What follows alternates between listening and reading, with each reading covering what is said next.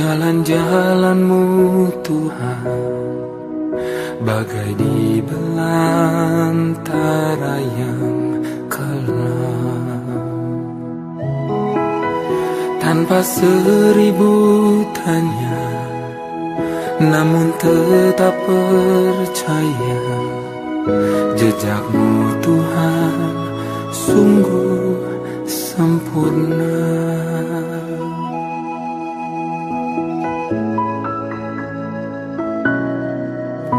Sering ku tak mengerti jalan-jalanmu Tuhan, bagai di belantara yang kelam.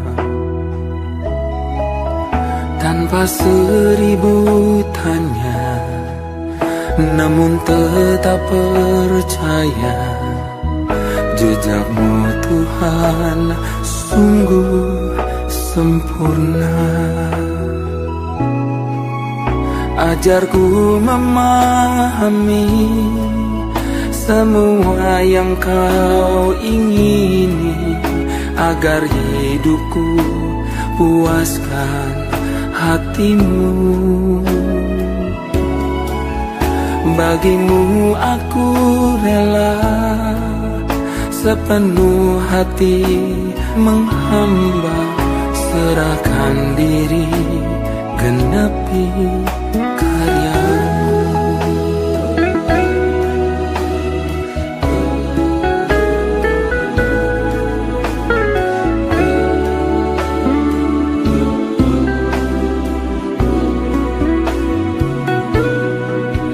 Sering ku tak mengerti jalan-jalanmu Tuhan, bagai di belantara yang kelam.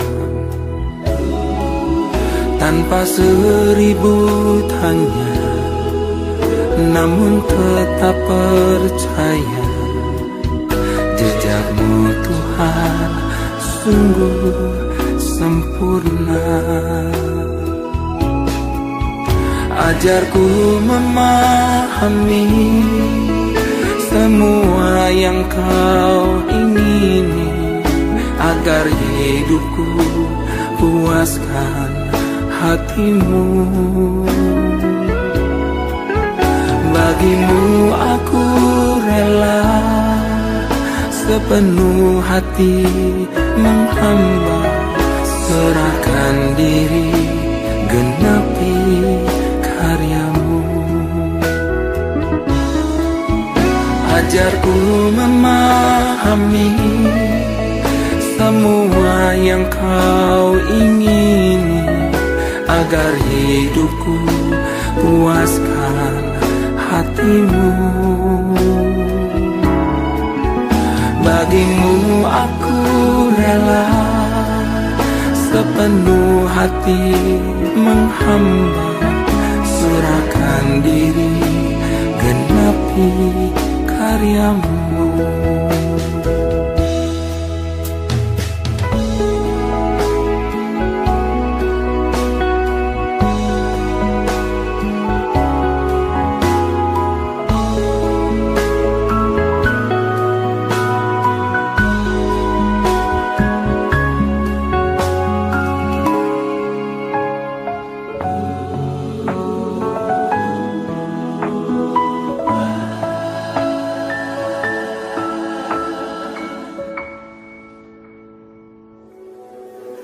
Ajarku memahami semua yang kau ingini, agar hidupku puaskan hatimu. Bagimu aku rela sepenuh hati menghamba, serahkan diri, genapi karyamu. Serahkan diri, genapi karyamu. Serahkan diri, genapi karyamu.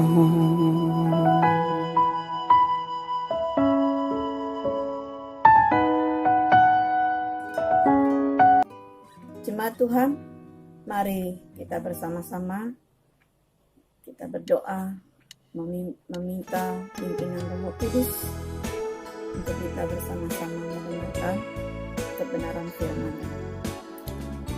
Allah Bapa di sorga, terpujilah nama-Mu Tuhan di tengah-tengah ibadah kami pada minggu ini.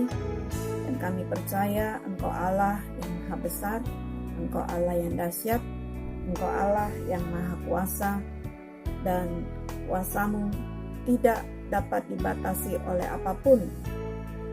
Dan sekalipun saat ini kami dalam beribadah di tempat rumah masing-masing, mendengarkan firman dari rumah masing-masing, kami percaya Roh Kudus melawat setiap kami. Roh Kudus menerangi hati kami. Roh Kudus juga yang menjamah hati kami, sehingga firman-Mu Tuhan bisa bertumbuh subur dalam kehidupan kami, dan firman-Mu mengubah kehidupan kami untuk semakin lebih mengasihi Tuhan. Terpujilah nama-Mu, di dalam nama Yesus Kristus, Anak Allah yang hidup.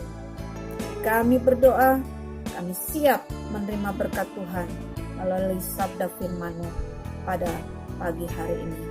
Dalam nama Yesus Kristus kami berdoa. Haleluya. Sama-sama kita katakan amin. Haleluya, haleluya saudara. Apa kabar saudaraku semuanya? Shalom.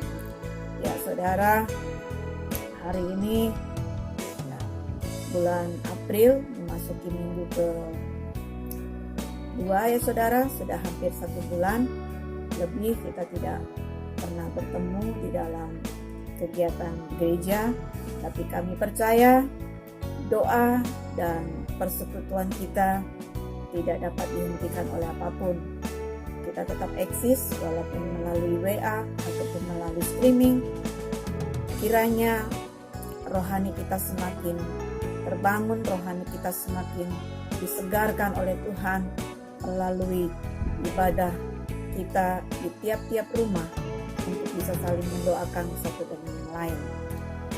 Bapak Ibu yang dikasihi di dalam Tuhan Yesus Kristus, pagi hari ini saya rindu menyampaikan kebenaran firman Tuhan yang terambil dari kitab 1 Raja-Raja, yaitu pasal yang ke-17. Saya akan membacakan dari ayat yang ke-10 sampai dengan ayat yang ke-24. Demikianlah firman Tuhan. Sesudah itu, ia bersiap lalu pergi ke Sarfat. Setelah ia sampai ke pintu gerbang kota itu, tampaklah di sana seorang janda sedang mengumpulkan kayu api. Ia berseru kepada perempuan itu, katanya, "Cobalah ambil bagiku sedikit air dalam kendi supaya aku minum." Ketika perempuan itu pergi mengambilnya, ia berseru lagi, "Cobalah ambil juga bagiku sepotong roti." Perempuan itu menjawab, "Demi Tuhan Allahmu yang hidup, sesungguhnya tidak ada roti padaku sedikit pun, kecuali segenggam tepung dalam tempayan dan sedikit minyak dalam buli-buli. Dan sekarang aku sedang mengumpulkan 2-3 potong kayu api. Kemudian aku mau pulang dan mengolahnya bagiku, bagi anakku, dan setelah kami memakannya, maka kami akan mati." Tetapi ia berkata kepadanya, "Janganlah takut, pulanglah, buatlah seperti yang kau katakan, tetapi buatlah lebih dahulu bagiku sepotong roti bundar kecil daripadanya dan bawalah kepadaku. Kemudian barulah kau buat bagimu dan bagi anakmu. Sebab beginilah firman Tuhan Allah Israel, tepung dalam tempayan itu tidak akan habis, dan minyak dalam buli-buli itu pun tidak akan berkurang, sampai pada waktu Tuhan memberi hujan ke atas muka bumi. Lalu pergilah perempuan itu dan berbuat seperti yang dikatakan Elia. Maka perempuan itu dan dia serta perempuan itu mendapat makanan beberapa waktu lamanya. Tepung dalam tempayan itu tidak habis, dan minyak dalam buli-buli itu tidak berkurang, seperti firman Tuhan yang diucapkannya dengan perantaraan Elia. Sesudah itu anak dari perempuan pemilik rumah itu terjatuh sakit, dan sakitnya itu sangat keras sampai tidak ada nafasnya lagi. Kata perempuan itu kepada Elia, "Apakah maksudmu datang kemari, ya abdi Allah? Singgahkah engkau kepadaku untuk mengingatkan kesalahanku dan untuk menyebabkan anakku mati?" Kata Elia kepadanya, "Berikanlah anakmu itu kepadaku." Elia mengambilnya dari pangkuan perempuan itu dan membawanya naik ke kamarnya di atas dan memberikan anak itu di tempat tidurnya. Sesudah itu ia berseru kepada Tuhan, katanya, "Ya Tuhan Allahku, apakah engkau menimpakan kemalangan ini atas janda ini juga, yang menerima aku sebagai penumpang dengan membunuh anaknya?" Lalu ia mengujurkan badannya di atas anak itu 3 kali dan berseru kepada Tuhan, katanya, "Ya Tuhan Allahku, pulangkanlah kiranya nyawa anak ini ke dalam tubuhnya." Tuhan mendengarkan permintaan Elia itu, dan nyawa anak itu pulang ke dalam tubuhnya sehingga ia hidup kembali. Elia mengambil anak itu, ia membawanya turun dari kamar atas ke dalam rumah dan memberikannya kepada ibunya. Kata Elia, "Ini anakmu, ia sudah hidup." Kemudian kata perempuan itu kepada Elia, "Sekarang aku tahu bahwa engkau abdi Allah, dan firman Tuhan yang kau ucapkan itu adalah benar." Jemaat Tuhan yang dikasihi di dalam Tuhan Yesus Kristus, pada pagi hari ini saya akan memberikan tema satu perenungan adalah berbagi dalam kekurangan. Berbagi dalam kekurangan. Bapak Ibu yang dikasihi di dalam Tuhan Yesus Kristus, dalam pembacaan kita yaitu 1 Raja-Raja pasal 17, kalau kita membaca dari ayat 1 sampai dengan ayat 24, di situ dikisahkan bagaimana asal mulanya Nabi Elia berjumpa dengan seorang janda Sarfat, di mana ketika itu di ayat 1 dikatakan bahwa berkatalah Elia orang Tisbe dari Tisbe Gilead kepada Ahab, "Demi Tuhan yang hidup, Allah Israel yang kulayani, sesungguhnya tidak akan ada embun atau hujan pada tahun-tahun ini kecuali kalau kukatakan." Saudara, ketika itu Nabi Elia ada di sungai Kirit, saudara. Dan kebetulan sungai itu sudah hampir kering karena selama hampir 3 tahun tidak turun hujan. Dan ketika itu Tuhan memerintahkan kepada Nabi Elia untuk menjumpai seorang janda. Di ayat yang ke-7 dikatakan, "Tetapi sesudah beberapa waktu sungai itu menjadi kering, sebab hujan tiada turun di negeri itu. Maka datanglah firman Tuhan kepada Elia, 'Bersiaplah pergi ke Sarfat yang termasuk wilayah Sidon, dan diamlah di sana. Ketahuilah, aku telah memerintahkan seorang janda untuk memberi engkau makan.'" Bapak Ibu yang dikasihi di dalam Tuhan Yesus Kristus, terkadang cara Tuhan menolong kita itu tidak pernah terpikirkan di dalam pikiran kita. Pada saat itu Nabi Elia sedang mengalami masa-masa sukar, di mana Nabi Elia juga sedang terancam oleh Isabel yang ingin membunuh dia. Dan juga ketika itu Nabi Elia sudah mengalami kekurangan untuk menunjang kebutuhannya, yaitu makan dan minum, saudara. Karena selama ia bersembunyi, Tuhan mengirimkan burung gagak untuk memberi dia makan. Namun sungai Kerit itu semakin kering, sehingga Allah memerintahkan Nabi Elia untuk pergi ke Sidon dan menemui seorang janda Sarfat. Saudaraku, mengapa Tuhan tidak memerintahkan kepada Elia mengunjungi seorang janda kaya atau janda yang mapan, janda yang memiliki kedudukan, janda yang memiliki segala-galanya? Tetapi justru Tuhan menyuruh Nabi Elia mengunjungi seorang janda yang istilah hidupnya sangat-sangat kekurangan, saudaraku. Dalam pembacaan firman Tuhan ini ada satu pelajaran yang begitu penting yang Tuhan ingin berikan kepada saudara dan saya, yaitu bagaimana memiliki hati untuk memberi dari segala kekurangan yang kita miliki. Banyak orang Kristen memberi dari sisa-sisa berkat-berkatnya, saudara. Banyak orang Kristen memberi dari yang tidak terbaik diberikan kepada orang lain, yaitu sisa-sisanya. Tetapi ada juga orang yang memberi, justru yang diberikan itu yang terbaik. Itulah yang diterapkan Tuhan. Contoh dari seorang janda miskin yang Tuhan catat di kitab 1 Raja-Raja pasal 17 ini. Saudaraku, janda itu meski dalam keadaan kekurangan, ternyata lebih suka membagikan makanannya. Memang dia dalam keadaan kritis, ya. Bagaimana tidak, saudara?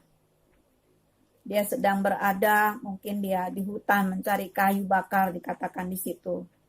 Tiba-tiba ketemu Nabi Elia, lalu Nabi Elia minta air minum di kendi janda tersebut.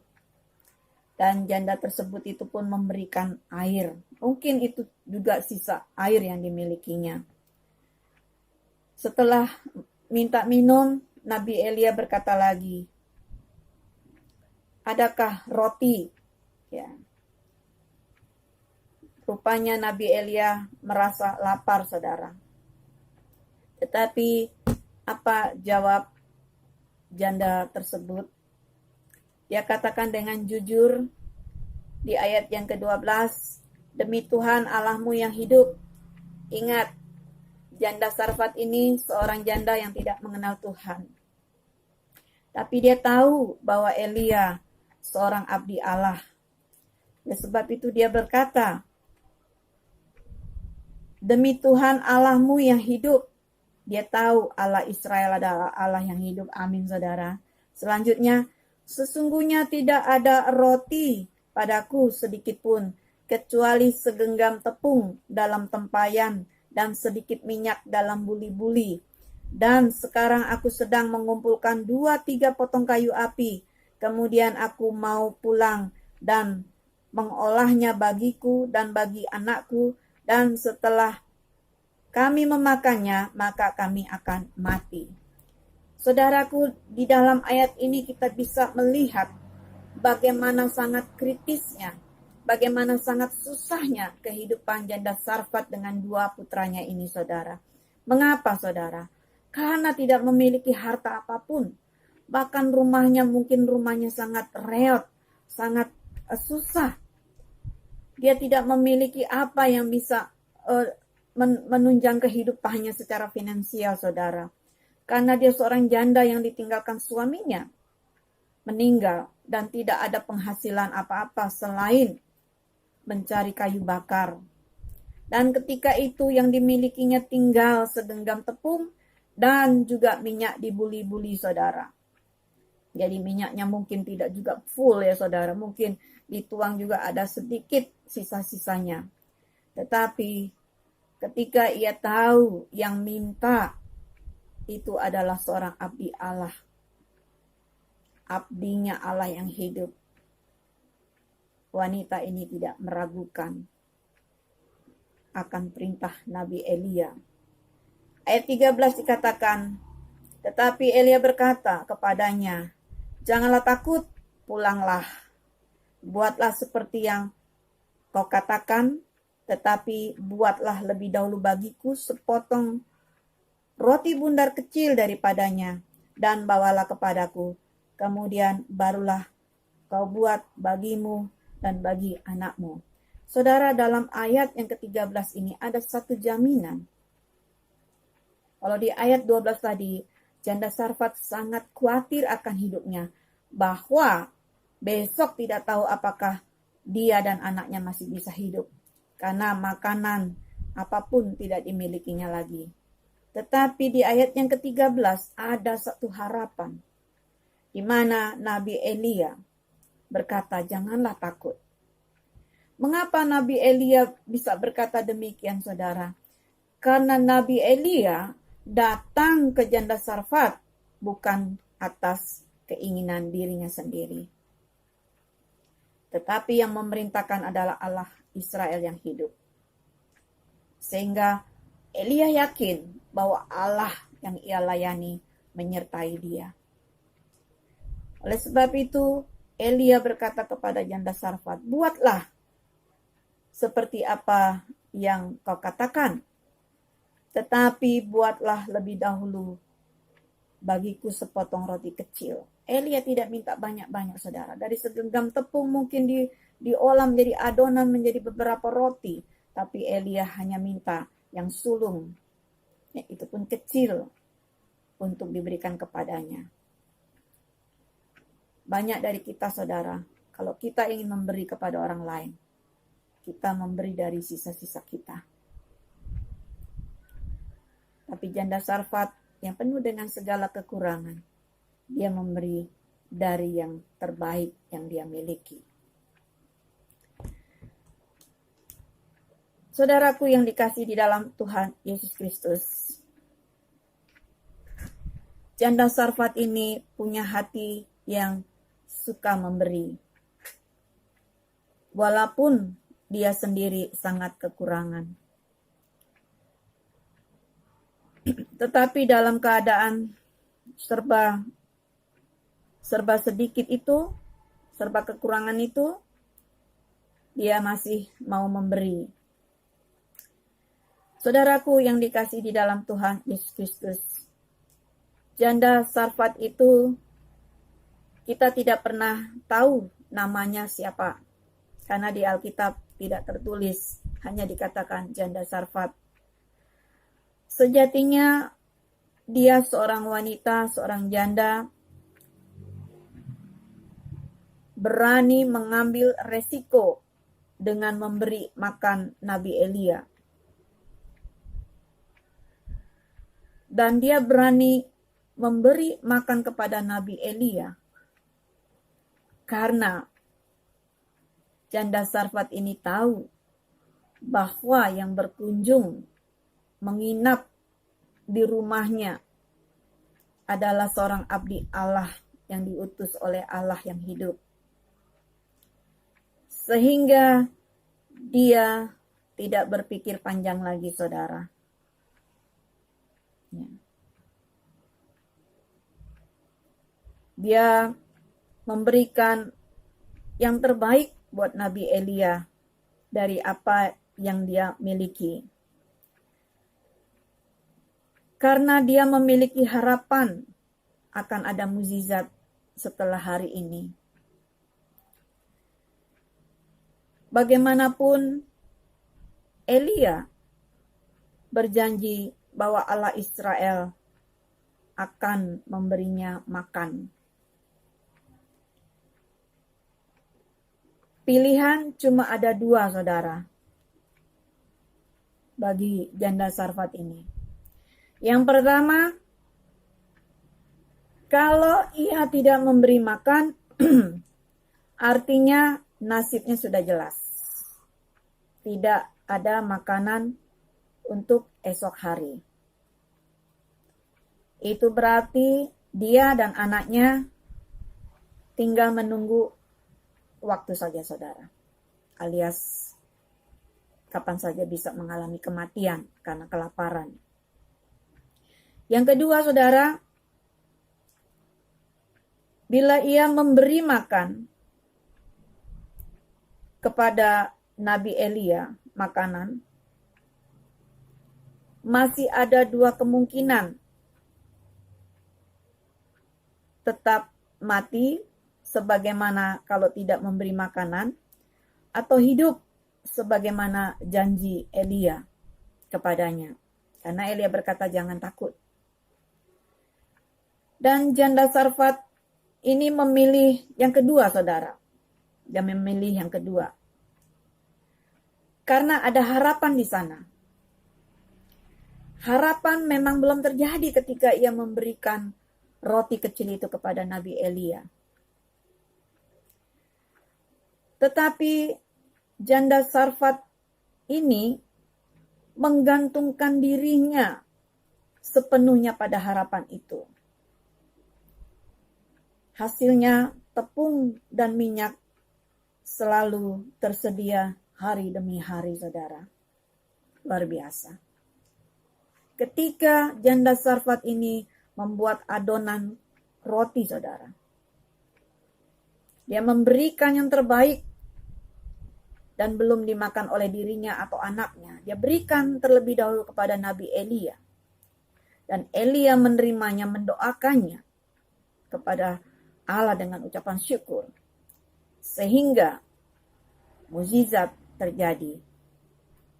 Tuhan melakukan pembelaan bagi janda Sarfat ini. Apa yang terjadi, saudara? Kekhawatiran digantikan dengan pengharapan. Ternyata tepung yang segenggam tidak pernah habis dimakan mereka berempat, saudara. Bahkan minyak dalam buli-buli tidak pernah kering. Itu artinya, saudara, Tuhan sungguh memelihara hidup kepada hamba-hambanya yang berserah totali kepada kuasanya. Janda Sarfat memilih untuk melakukan apa yang diperintahkan abdi Allah tersebut. Saudaraku yang dikasihi di dalam Tuhan Yesus Kristus,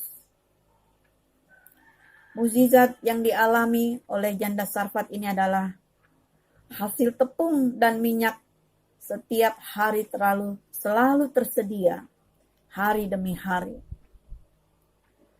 Ketersediaannya memang sehari demi sehari, saudara. Jadi tidak langsung jatuh dari langit 1 kintal tepung dan 100 liter minyak. Tidak seperti itu, saudara. Tetapi dari hari ke hari, Tuhan memelihara hidup janda Sarfat beserta anaknya ini melalui hambanya Nabi Elia. Di mata Elia, janda Sarfat itu telah memperlihatkan wajah kemuliaannya. Melalui janda itu, sang nabi bisa merasakan kasih Allah yang memelihara hidupnya dalam masa-masa kesukaran. Saudaraku, kita ingat bahwa janda Sarfat ini, dia seorang yang asing, saudara. Bahkan dia sangat dibenci oleh orang Israel. Tetapi dia mau dipakai Allah untuk memberkati kehidupan kepada Elia, seorang abdi Allah yang melayani Allah dengan segenap hati. Elia yang menebas patung-patung Baal, dan akhirnya dia diancam akan dibunuh oleh Isabel, istri daripada Ahab. Tetapi oleh kasih karunia Tuhan, Elia dipelihara hidupnya melalui orang-orang yang spesial yang Tuhan hadirkan, yaitu seorang janda Sarfat yang secara finansial tidak punya apa-apa. Secara status dia hanya janda miskin. Tetapi Tuhan pakai dia memberkati orang yang diurapinya. Allah memelihara kehidupan Elia. Allah juga memelihara kehidupan janda Sarfat beserta kedua anaknya. Ayat yang ke-24 saudara dikatakan,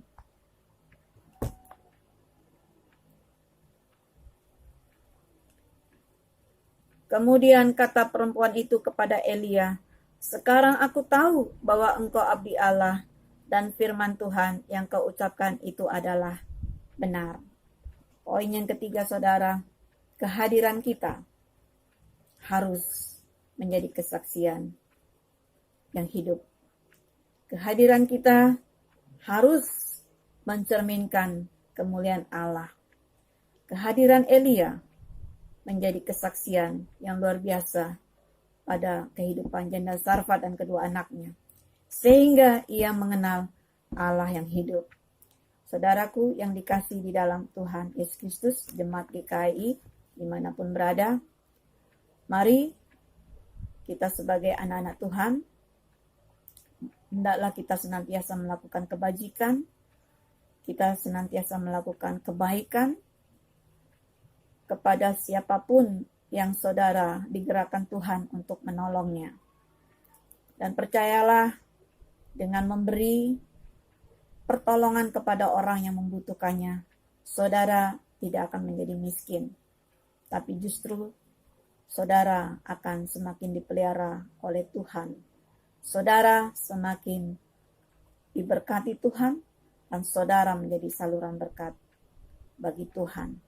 Kiranya firman Tuhan pada minggu pagi hari ini boleh memberkati kita sekalian. Mari kita tundukkan kepala dan kita berdoa kepada Tuhan Yesus Kristus. Bapa di sorga, terima kasih buat kebenaran firman-Mu Tuhan. Firman-Mu berkata, hendaklah kebaikan-Mu diketahui oleh semua orang, dan hendaklah Engkau terus berbuah, dan biarlah buah-buah itu menyukakan hati Tuhan. Tuhan, ajarlah kami untuk terus memiliki hati seperti hati Tuhan, kepedulian kepada sesama seiman kami, maupun kepedulian kepada sesama saudara-saudara kami sebangsa setanah air. Tuhan, Engkau memberkati setiap jemaat Tuhan. Ajarlah mereka, berikan mereka hati yang selalu ingin memberi yang terbaik dalam pekerjaan Tuhan, baik melalui pemberian ucapan syukur dari hati yang paling dalam, pemberian waktu, tenaga, dan pikiran yang mereka berikan untuk pekerjaan Tuhan, bahkan pemberian finansial untuk mendukung dan mensupport pelayanan Tuhan, ataupun mensupport kegerakan-kegerakan sosial yang membantu orang-orang yang susah. Tuhan memberkati. Tuhan bukakan tingkap-tingkap langit-Mu dan mencurahkan berkat-berkat-Mu atas orang-orang yang murah hati dan yang memiliki kerelaan hati, sukacita dalam memberi kepada pekerjaan Tuhan. Terpujilah nama-Mu Tuhan, di dalam nama Yesus Kristus, Anak Allah yang hidup, Juru Selamat kami. Kami sudah berdoa, mengucap syukur atas sabda kebenaran firman-Mu. Haleluya, amin. Shalom saudara, terpujilah nama Allah kita, Allah yang maha dahsyat, Allah El Shaddai, Allah